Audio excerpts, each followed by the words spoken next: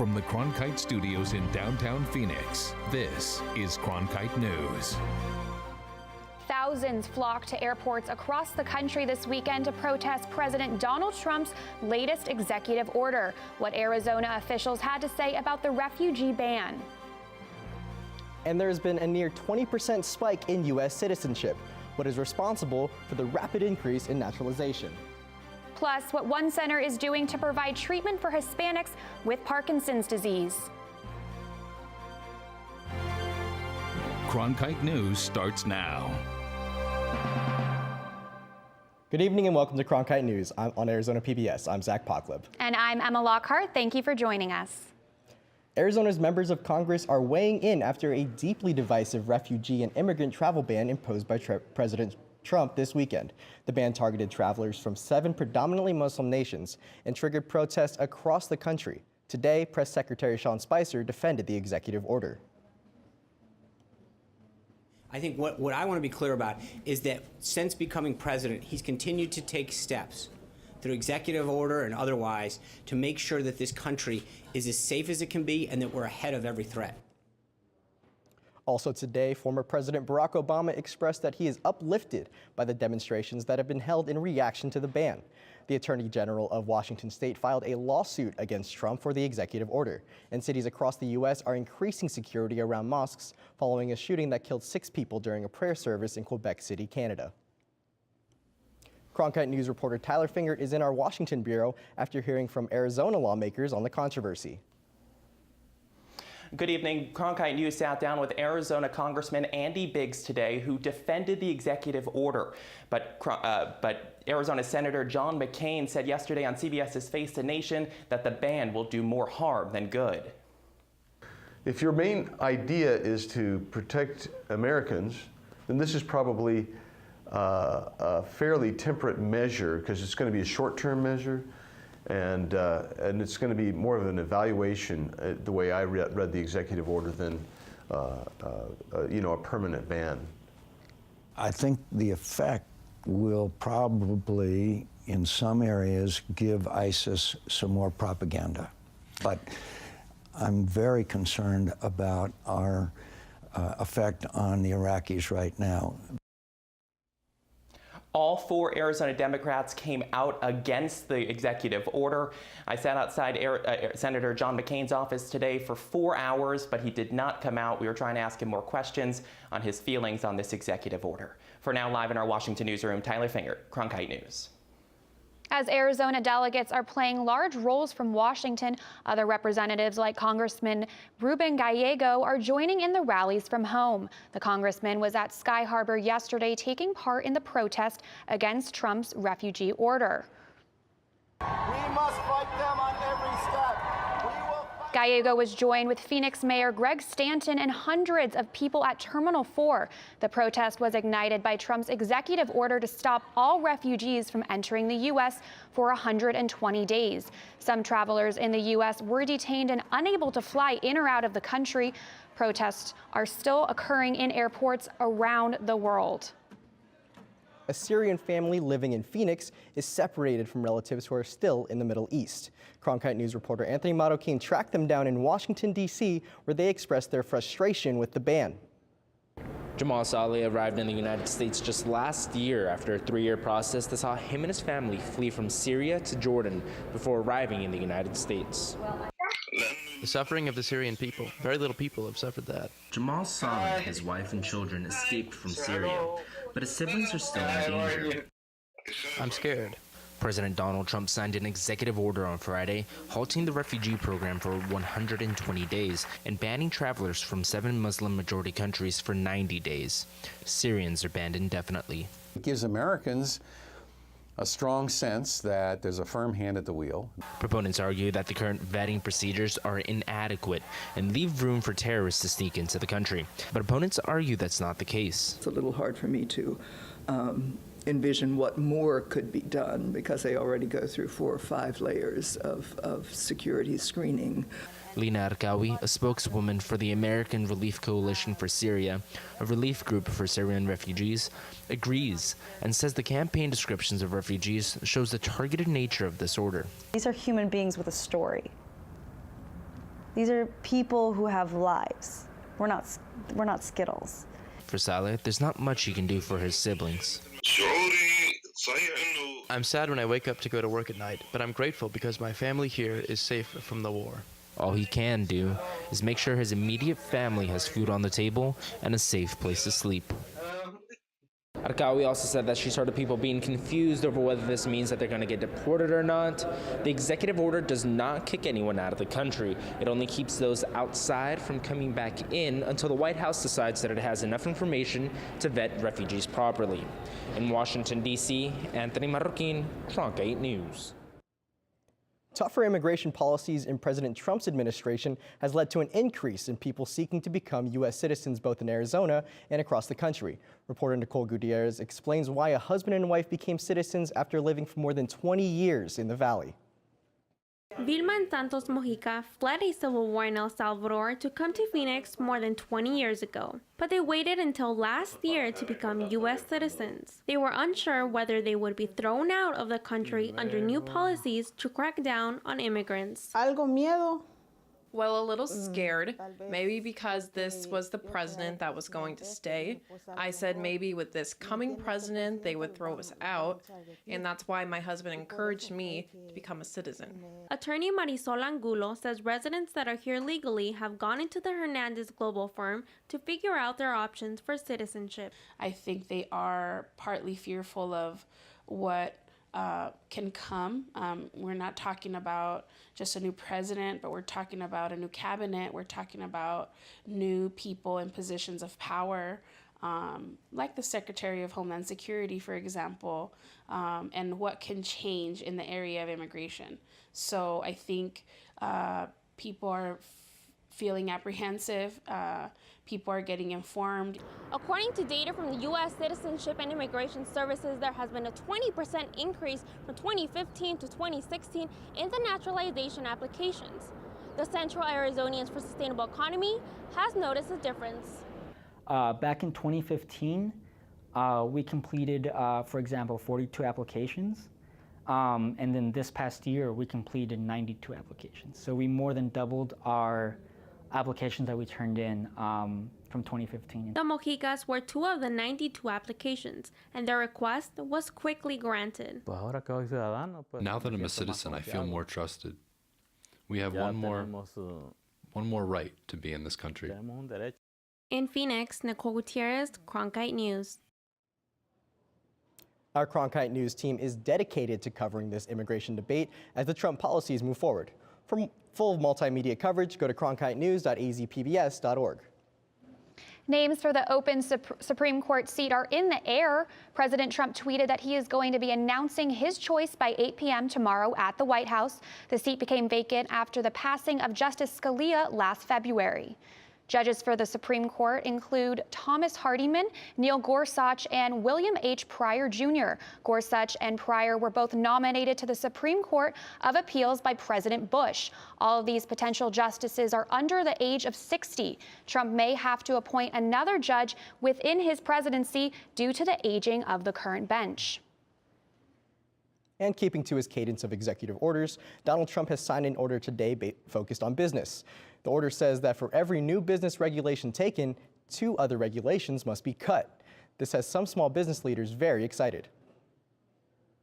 I'll be taking an action later this morning. I'd like you can join me at the signing to begin our effort to dramatically reduce federal regulations. And we'll be reducing them big league and their damaging effects on our small businesses, our economy, our entrepreneurial spirit. Donald Trump is the first person who's put his money where his mouth is, stepped up, and is doing something incredible for small business. It was a great meeting, and we look forward to working with him. The White House will need to make the final decision on these regulation cuts. Prior to this new executive order, a temporary freeze on new regulations was already in place.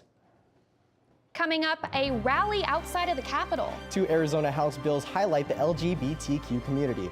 Activists gathered to build the support for potential anti-discriminatory laws. What these new laws mean for Arizona businesses. And we'll take you to meet some young Arizona advocates who took part in the National March for Life. I'm Scott Pelley, anchor and managing editor of the CBS Evening News. In our changing media landscape, it is crucial for journalism education to ensure a commitment to the truth, unbiased reporting, strong ethics, unwavering fairness, and above all else, accuracy. These are the hallmarks of ASU's Walter Cronkite School of Journalism and Mass Communication. It's a place where students can innovate and transform the news industry while always upholding the values of the school's namesake. The Cronkite School at ASU, preparing the next generation for a stronger future of journalism. Discover so much more at azpbs.org/schedule, where it's easier than ever to find out what's on Arizona PBS. Access interactive digital and printable program guides, repeat times, and full episode descriptions. Watch program previews of best bets for the coming week. Search by title to find your favorite shows. You can even add programs to your calendar and get email reminders when they're about to start. It's easier than ever to find out what's on Arizona PBS. Discover so much more at azpbs.org/schedule. When you want to be more connected, friend us on Facebook, follow us on Twitter, watch us online.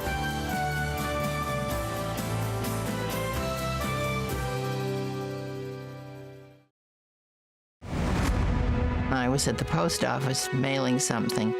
I asked the clerk, "How do they let you know if your son is wounded?"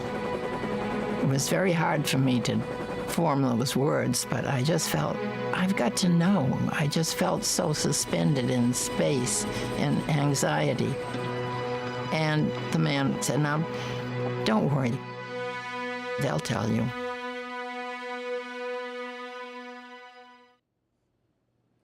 A rally of sorts at the state capitol today to offer support for two bills pushing for protection from discrimination regardless of sexual orientation, gender identity, or veteran status. Reporter Ashley Holcomb heard from the lawmakers introducing the bills. State Senate Minority Leader Katie Hobbs and House Minority Leader Rebecca Rios introduced the legislation that would prohibit discrimination based on veteran status, gender identity, and sexual orientation.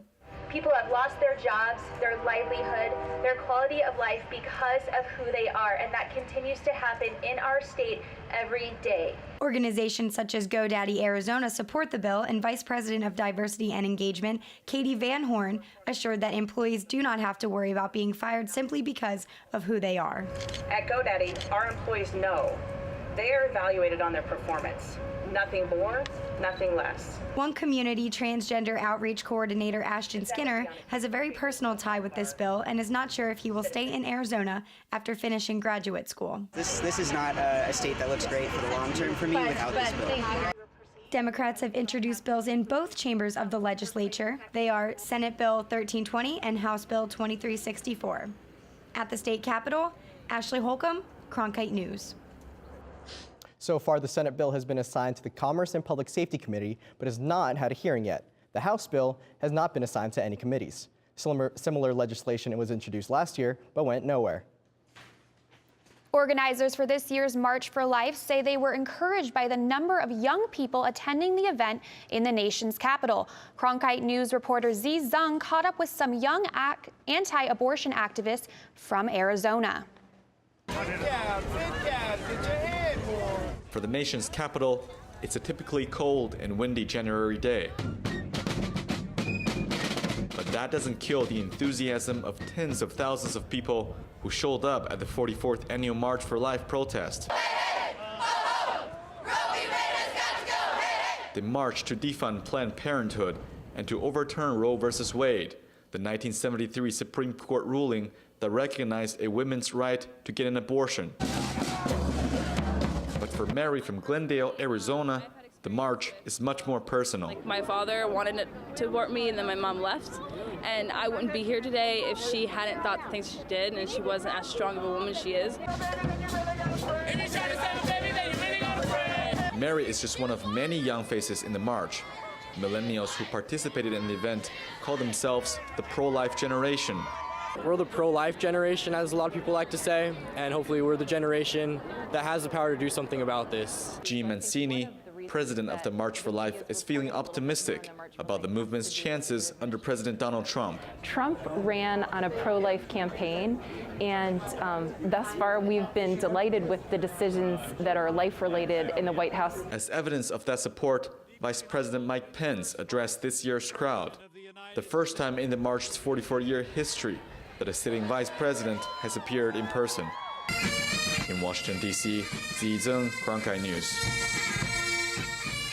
What is putting Hispanics at a higher risk for Parkinson's disease? Coming up next on Cronkite News, getting a closer look at the disease and possible barriers to treatment for Latino Parkinson's patients. And we are seeing hardly any clouds in the skies with a high of 75. I'll have your full 7-day forecast coming up next.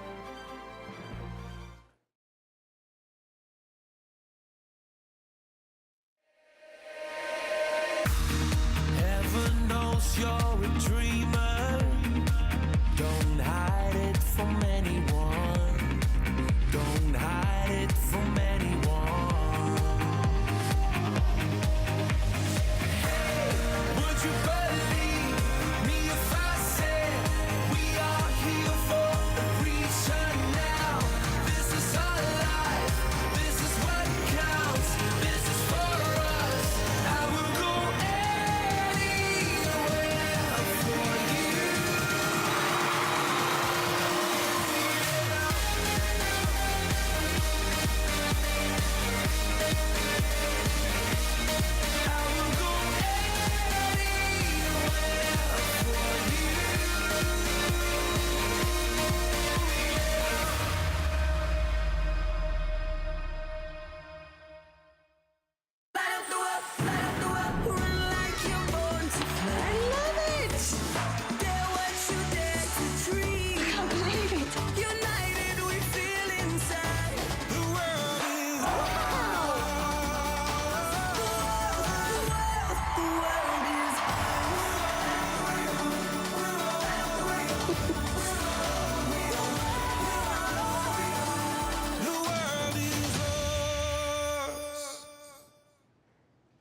Some families in Phoenix already dealing with a Parkinson's diagnosis have an additional barrier to treatment. Chloe Ranshaw reports one center is taking a dual language approach to treating the disease. My mom has been a singer, since she was little. She used to sing with her sister in Mexico, where she's from. But 10 years ago, Karina Villalobos' singing slowed, and other activities receded after she was diagnosed with Parkinson's disease, a disease that affects movement in the central nervous system. The world came on top of me. It was something terrible. According to a study from the University of Missouri and the American Parkinson's Disease Association, Hispanics and whites develop the disease twice as often as blacks and Asians. But according to Claudia Martinez from the Muhammad Ali Parkinson Center in Phoenix, some Hispanics will face a language barrier as well. So that's why we believe that it is very important not only to provide services for Latinos with Parkinson's, but also to educate the Hispanic community about this disease. The program started small in 2007 to offer care to those diagnosed with Parkinson's, including support groups and education classes. But it's grown over the years to offer a cultural-specific approach for Hispanics, like painting workshops and a Spanish language choir. We not only translate services, but we kind of reshape them and even develop new services. People flock here to the center from places as far as Chihuahua, Mexico, so much that coordinators have turned to the internet to broadcast webinars to reach places even further. It's important because you know what's coming, you know what stage they're on. And you know that if she freezes, it's okay because she's gonna keep moving in a little bit. And now she does this for fun. Rendon says her mother is moving better and looking to improve her mobility even more on her own. She started writing poems to keep her handwriting skills strong. The reason is my daughters, my family. It's everything. Fighting to maintain normalcy until a cure is found. In Phoenix, Chloe Ranshaw, Cronkite News. You can help those affected by Parkinson's on February 11th. The Parkinson Network of Arizona will host a marathon called Walk the Fight and Run the Distance to benefit the Muhammad Ali Parkinson's Center. The sunshine is back after last week's cloudy skies. Katie Fowler is tracking the rising temperatures in the Cronkite Weather Center. That's right, taking a look at Flagstaff, those storms have left beautiful snow-capped mountains up in the high country, but the weather is moving up and we are seeing some higher temperatures here in the valley, mid-70s and high 70s even, 77 in Glendale, 73 in Maricopa, and 72 in Casa Grande. And tracking those temperatures in the next 24 hours, going home tonight around 8 p.m., having dinner, it's going to be a little chilly, but still not as cold as we've been seeing it. 62 in Phoenix, 58 in Cave Creek, and 57 in Maricopa. And going into tonight and into tomorrow morning, waking up and going to work at 7 a.m., 8 a.m., Phoenix is going to be 46, Surprise 45, so it will still be a little cold. You'll want to turn the heat on in your car maybe, depending where you're going. So it will still be a little cold, but going into the afternoon, those temperatures jump back up to the low 70s into the mid 70s. So we are seeing some beautiful weather in this Arizona winter. And going into your 7-day forecast, we see 74, 75, and 76 in the next 3 days. So it's, again, going to be beautiful with lows of 46 and 49. So it's still going to need a coat. But going into the rest of your week, we're going to see a little bit of cloud cover, but it shouldn't be giving you any precipitation. So go outside, walk the dog, hang out with your kids. It should be great weather for you. 77 is going to be a warm point on Friday. And then the lows are going to be jumping back up into the lower 50s. And but otherwise, we'll see clear skies all throughout. Katie Fowler, Cronkite Weather. How about a little eco-couture in your spring wardrobe? Coming up on Cronkite News, a fashion incubator is bringing local and sustainable manufacturing to Tempe. How that could bring unique clothes and save the environment on your next shopping trip.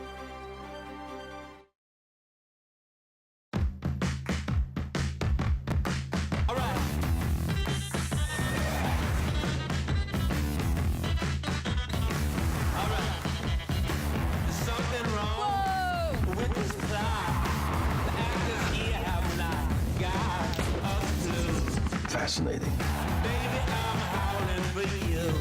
You know, sometimes I wish I wasn't so beloved. Can't you see? Little girls got a hold on me like wow.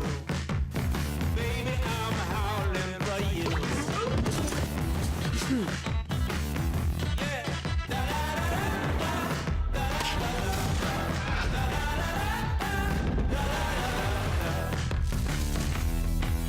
It's literally one for the history books.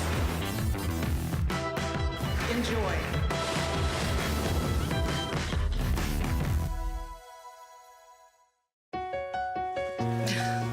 What are you doing? Possibilities.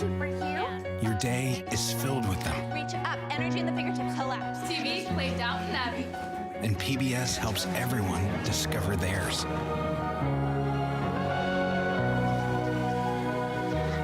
Anytime, anywhere. Up in the sky, you can see it. PBS, we're with you for life.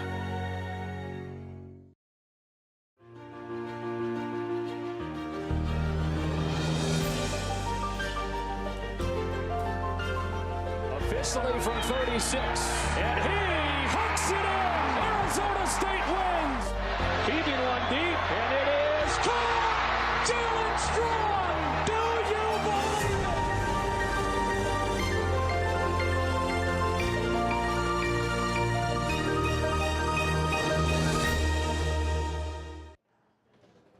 It's a type of pollution you likely haven't thought about. Fabric from unwanted clothes filling our landfills. Now a fashion incubator is bringing sustainable manufacturing to Tempe.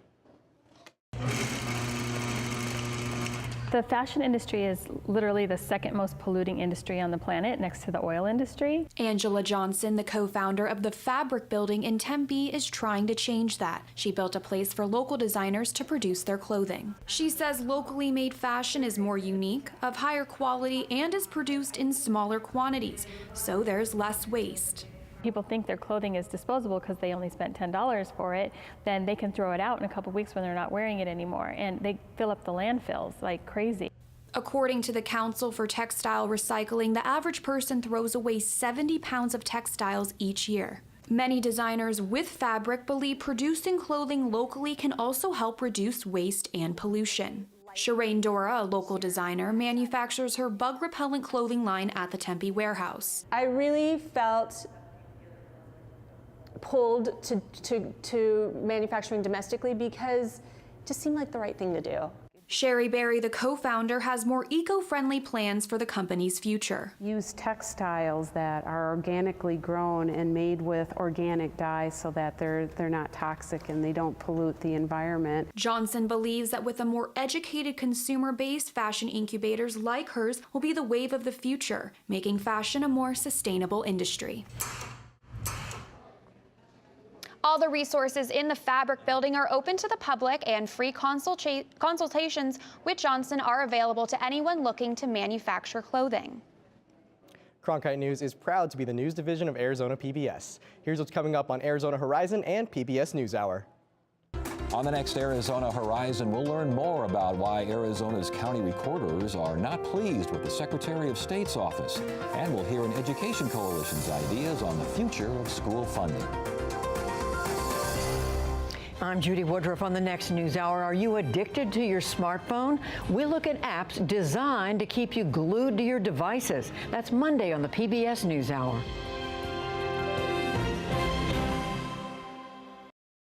That's it for Cronkite News tonight. Thanks for joining us. For top stories anytime, go to cronkitenews.azpbs.org.